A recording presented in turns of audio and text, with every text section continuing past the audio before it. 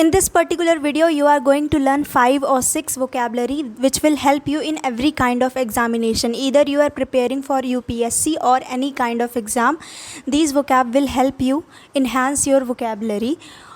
Or even if you are not willing to give any exam, then also it will help you in your spoken English. It will help you a lot, trust me. So let's start. ये आपने एक slide का आपने inside देख लिया. From my side I have added these pictures so that you can learn these vocabulary easily. मतलब एक hint type में है, वीडियो फॉर्मेट है and pictures are also available, sentences भी अवेलेबल हैं.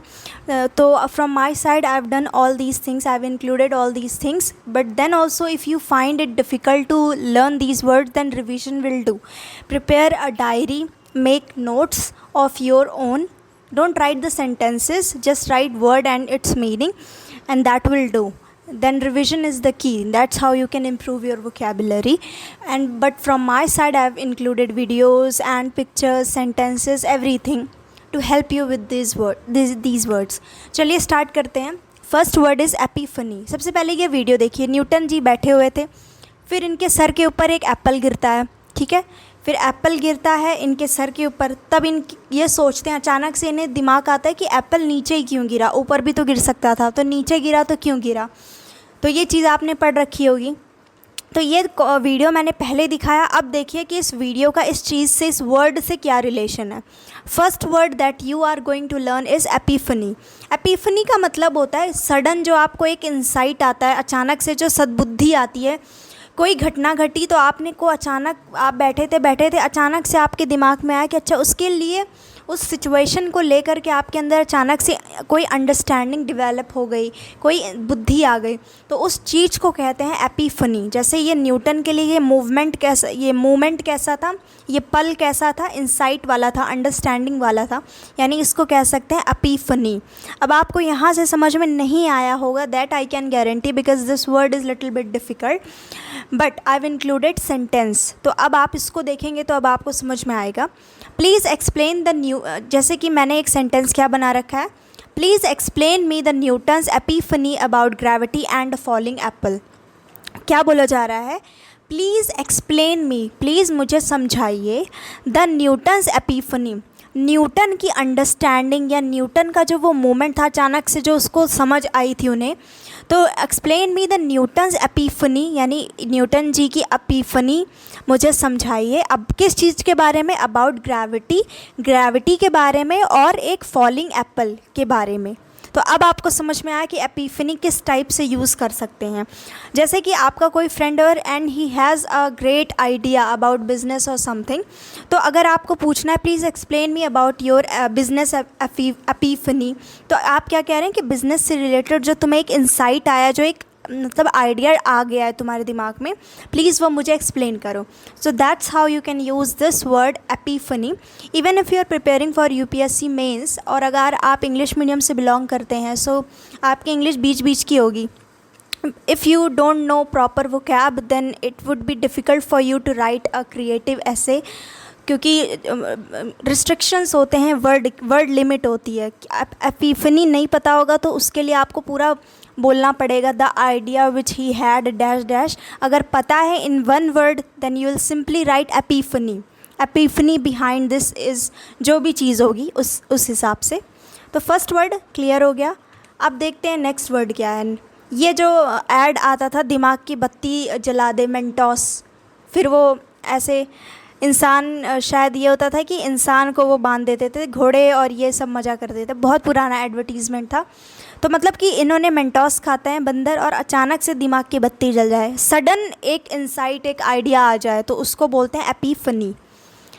नेक्स्ट वर्ड है आपका परसिस्टेंट. अगर आप किसी इंसान को परसिस्टेंट बोल रहे हैं, नेगेटिव सेंस में अगर कहना चाहते हैं, तो आप अगर कोई ज़िद्दी है किसी गलत काम के लिए, तो आप नेगेटिव सेंस में यूज़ कर रहे हैं कि वो इंसान बहुत परसिस्टेंट है, यानी बहुत ज़िद्दी है.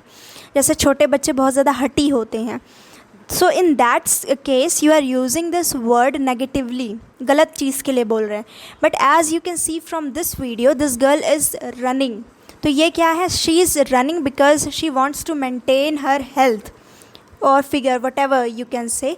तो to be healthy she is running, so she is persistent with her schedule, यानी वो अपने शेड्यूल में परसिस्टेंट है, यानी कि ज़िद्दी है कि शेड्यूल को फॉलो करना है तो करना है। तो यहाँ पे आप इस वर्ड को पॉजिटिवली यूज़ कर रहे हैं, ठीक है।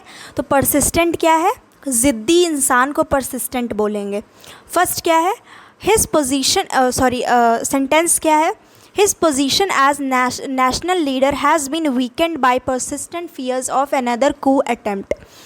किसी इंसान, कोई लीडर है, नेशनल लीडर है, उनकी बात हो रही है कि हिज पोजीशन, उनकी जो पोजीशन है एज नेशनल लीडर वो कमज़ोर सी हो गई है, हैज़ बीन वीकेंड, कमज़ोर हो गई है। क्यों, by persistent fears, persistent means लगातार, फियर डर है, लगातार कोई चीज़ जो लगातार बनी रहे। कोई इंसान अगर ज़िद्दी है यानी वो लगातार जो मांग रहा है वो डिमांड कर रहा है, तभी तो उसको ज़िद्दी बोल रहे हैं।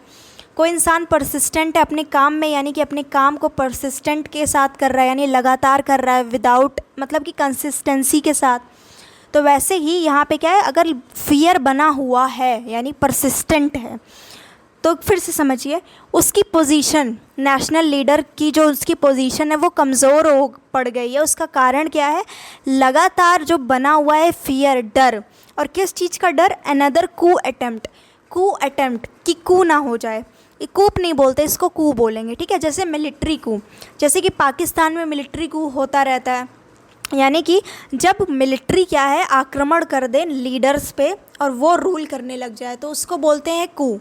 मिलिट्री कू यानी कि मिलिट्री जो आर्मी, एयरफोर्स, नेवी, ये तीन मिल करके लीडर्स को अपने कब्जे में कर लिया, प्राइम मिनिस्टर को और बी president, they have no like leaders have no control over the country, जो मिलिट्री है वो संभालेगी, तो इसको बोलते हैं कू। तो जो नेशनल लीडर हैं उनकी क्या हो गई, पोजीशन कमज़ोर सी पड़ गई। क्यों, उनको डर लगा है कि कोई कू ना कर दे, फिर से कू ना हो जाए। थर्ड वर्ड है, I hope you understood meaning of this sentence because this sentence was of high level because it also included coup, the word coup. Okay, third word है आपका अट्यून्ड। अगर आप किसी चीज़ को लेकर अट्यून्ड है यानी आपको उस चीज़ की आदत है और आप उस चीज़ को अच्छे से समझ सकते हैं, तो सबसे पहले मीनिंग समझेंगे इस वर्ड की, attuned. If you are attuned to something then you can understand and appreciate it. अगर आप किसी चीज़ को लेकर के, किसी चीज़ से आप वाकिफ़ हैं, यानी कि अट्यून्ड है यानी वाकिफ़ होना, वाकिफ़ हैं, तो आप उस चीज़ के बारे में आसानी से समझ सकेंगे और उसके बारे में उसको अप्रिशिएट भी कर सकेंगे। तो यहाँ पे देखिए, आपने वीडियो देख लिया था, अब आप सेंटेंस देखिए क्या है, he seemed attuned to people's feeling. इस पर्सन के बारे में बात हो रही है कि ही सीम्ड, वो लग रहा है कि उसे आदत है लोगों की फीलिंग्स को वो समझ सकता है, वाकिफ़ है यानी कि। तो जैसे दिख सकता है, फ्रेंड होगी, जीएफ होगी, वाइफ होगी, कोई भी होगी, तो वो क्या है, फीलिंग्स को अंडरस्टैंड कर पा रहा है, समझ पा रहा है, वाकिफ़ है। So he seemed attuned to people's feeling. तो अब आप अट्यून्ड से you can make your own sentences, I am attuned to this और that, whatever. Next word is circumscribed. Circumscribed का मतलब होता है लिमिटेड और रिस्ट्रिक्टेड। अगर कोई नियम, अगर आपके कॉन्स्टिट्यूशन में सर्कमस्क्राइब्ड है यानी उसमें लिखा हुआ है, तो इसका मतलब क्या है कि आप वो रूल बना के ऑलरेडी रेडी कर रखा गया है कॉन्स्टिट्यूशन में, यानी वो कुछ चीज़ें लिमिटेड हैं, वो चीज़ पहले ही लिख दी कि आप क्या कर सकते हो, क्या नहीं कर सकते हो। तो सर्कमस्क्राइब्ड का मीनिंग फ़िलहाल क्या सीखना है आपको, लिमिटेड और रिस्ट्रिक्टेड। अब इसको देखते हैं कि सेंटेंस में कैसे यूज़ कर सकते हैं। The presence of security guards circumscribe the movement of prisoners. So as you can see in this video कि प्रिजनर्स हैं पर वो कहीं आ जा नहीं सकते क्योंकि सिक्योरिटी गार्ड है, वो ना इसको तोड़ने की कोशिश करते हैं, ना कोई फ्रॉड कर सकते हैं, कुछ नहीं कर सकते। The presence of security guards यानी कि जो प्रेजेंस था, मौजूदगी थी सिक्योरिटी गार्ड की, सिक्योरिटी गार्ड के प्रेजेंस ने क्या कर दिया था, लिमिट कर दिया था, रिस्ट्रिक्ट कर दिया था प्रिजनर्स के मूवमेंट को, यानी कि उन पर कंट्रोल लगा दिया था प्रिजनर्स के मूवमेंट को, वरना ये लोग शांति से ना बैठ के चिल्ला रहे होते, या तोड़ फोड़ मचाने की कोशिश करते. But just because there is presence of security guards these prisoners can move here and there और दे कांट मेक नॉइज. ठीक है. तो circumscribed means something which is limited or restricted. So whenever you want to use the word restricted, instead of saying restricted, just say circumscribed. Next word is conspicuous. Conspicuous का मतलब होता है खुल्लम खुल्ला, blatant, जो कि आसानी से सभी को नज़र आ रहा हो, यानी कि obvious to the eye or mind. Most people don't want to be too conspicuous. आगे एक लाइन और जोड़ लीजिए, about their relationship. Conspicuous means खुल्लम खुल्ला, कोई चीज़ ओपनली है, क्लियर है, सभी देख सकते हैं, सभी को समझ आ सकती है. तो सेंटेंस क्या है? Most people don't want to be too conspicuous. बहुत सारे लोग नहीं चाहते कि वो बहुत ज़्यादा कॉन्स्पिक्यूअस हो, यानी सबकी नज़रों में आए. ठीक है. तो जैसे कि कॉन्स्पिक्यूअस कोई चीज़ स्पष्ट हो बहुत ज़्यादा, तो जैसे इनका रिलेशनशिप जो है इस पोस्ट के बाद क्या हो गया? कॉन्स्पिक्यूअस हो गया है, यानी सभी लोगों को दिख रहा है दैट यस कि वो लोग कुछ हैं, they are also a couple. तो conspicuous means something which is blatant, खुल्लम खुल्ला, ओपनली हो कोई चीज़ और जो सभी को नज़र आए, सभी उसको देख सकें, कुछ चीज़ हिडन ना हो. हिडन का अपोजिट हो जाएगा कॉन्स्पिक्यूअस, जो कि हिडन ना हो, अनहिडन हो. फिर है कैटास्ट्रॉफिक. कैटास्ट्रॉफिक का मतलब होता है हार्मफुल. आपने इस कैटास्ट्रॉफिक वर्ड को भी, अगर if you have read the book word power, then this word is given in that book also. Conspicuous word is also present in word power book. Circumscribed is also present in word power book. Attuned, I am not sure, I don't remember. Persistent either. Epiphany is also not present. So 3 words out of 5 words which you are learning today, these 3 words are present in the word power book. If you haven't read that book, you can go for it.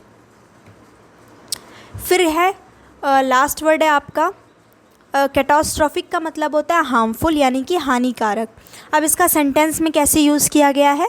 A tidal wave caused by the earthquake hit the coast causing catastrophic damage. यानी कि जो tidal wave थी, जो कि आई थी earthquake के वजह से, जो टाइडल वेव बहुत भयानक आई, उसने कोस्ट को, यानी कि जो किनारा होता है पानी का, उसको हिट कर दिया बहुत ज़्यादा, और उससे क्या हो गया? कॉज कर दिया उसने कैटास्ट्रॉफिक डैमेज, यानी बहुत ज़्यादा हार्मफुल डैमेज हो गया इस टाइडल वेव के वजह से. So these were the 5 or maybe 6 words which you learned in today's slide. So if you liked my way of explanation, or you liked the way I prepared these slides for you, so hit the subscribe button if you want to stay connected with me, because I'll be coming up with more videos. So और हाँ, इस चीज़ की जो PDF है आपको मिल जाएगी as it is. ये पीछे बैकग्राउंड में इमेजेस रहेंगे, जिससे आपको समझ में आए कि लेक्चर में कैसे समझा था, और एज़ इट इज़ उसको याद कर सकें. तो PDF आपको मिलेगी टेलीग्राम चैनल पे. Don't forget to join that. 203 people हैं वहाँ पे, और टेलीग्राम ज्वाइन करें इस वीडियो के ही कमेंट सेक्शन से, तो आप सही टेलीग्राम पे पहुँचेंगे. So thank you so much for watching this video. If you enjoyed this video, give this video a thumbs up. That will help me, that will motivate me to make videos. Thank you so much for watching this video. मिलते हैं next session में कल.